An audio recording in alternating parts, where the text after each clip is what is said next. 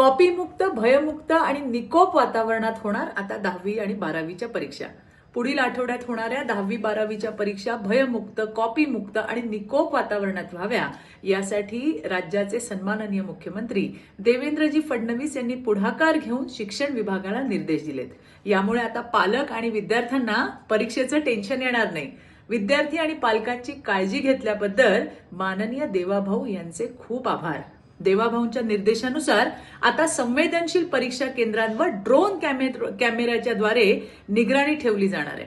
परीक्षा केंद्रांच्या 500 मीटरमध्ये सर्व झेरॉक्सची दुकानं परीक्षा कालावधीत बंद राहतील.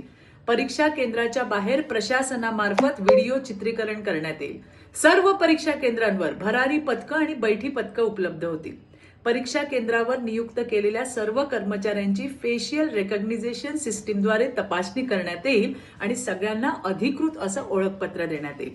पालक आणि विद्यार्थी तणावरहित वातावरणात परीक्षेला सामोरे जाऊ शकतात. 10वी आणि 12वीच्या सगळ्या विद्यार्थ्यांना माझ्या मनापासूनच्या शुभेच्छा.